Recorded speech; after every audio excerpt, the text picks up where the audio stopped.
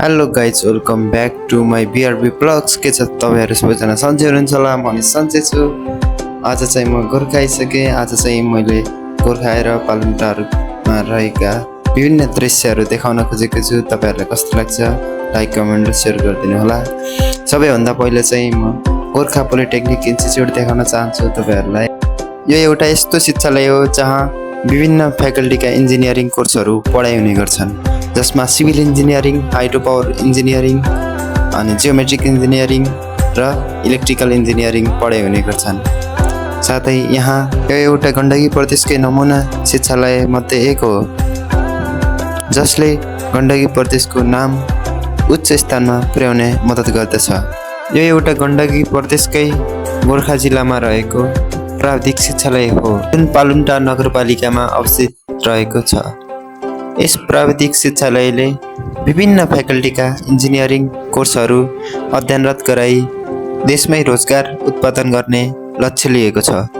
अब जाउँ यहाँ देखिने वरपरका दृश्यहरूसँग। यो दृश्य हो रानीटारको। रानीको मतलब रानी बस्ने र टारको मतलब यहाँ टार भएकोले होला यो ठाउँको नाम रानीटार हुन गएको। यहाँ विभिन्न जात जातिको बसोबास रहेको पाइन्छ। धेरै महिनासम्म पानी नपरेको कारण वायु प्रदूषण भएर आजकल सबै ठाउँ नदेखिने र कुनै ठाउँ नदेखिने भएको छ। यसकारण हामीले यो भिडियोमा पालुङटारलाई राम्रोसँग देखाउन सकेनौँ।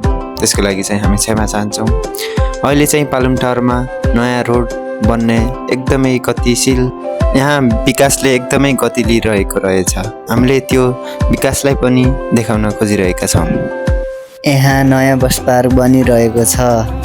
त्यो दृश्यलाई पनि हामीले कैद गरेका छौँ र देखाउन खोजिरहेका छौँ।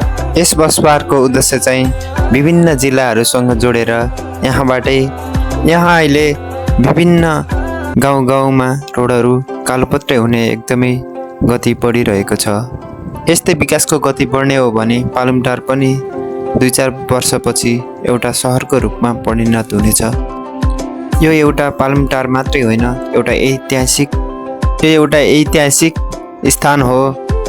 यहाँ रहेको स्थान लिग्लिकोटबाट नेपालको एकीकरण सुरु भएको र यही ठाउँबाट नेपाल एकीकरण भएको हो। नेपाल 2224 राज्यबाट एक सिङ्गो नेपाल बन्नुमा यही ठाउँको एकदमै महत्त्व रहेको छ। अब हामी देखाउन जाँदैछौँ बस पार्कको पछाडि रहेको यो पछि देखिने सडकले चाहिँ 12 पिर्के हुँदै गोर्खा जिल्लाको सदरमुकाम गोर्खा बजारलाई जोड्ने गर्दछ। अब लागौँ अब हामी चाहिँ फेरि रानीटारमा। अब हेर्न सक्नुहुन्छ रानीटारको यो दृश्य। यहाँको स्थानीय तहले अहिलेका सबै रोडहरू कालोपत्रे गर्ने गति बढाइरहेको रहेछ। हामीले त्यो दृश्यलाई पनि थोरै देखाउन खोजिरहेका छौँ। त्यो दृश्य पनि यही भिडियो मार्फत हेरिदिनु होला। यहाँ तल देखिरहेको सडक चाहिँ बस पार्क हुँदै राधाकृष्ण मन्दिरसम्म जोड्ने सडक हो।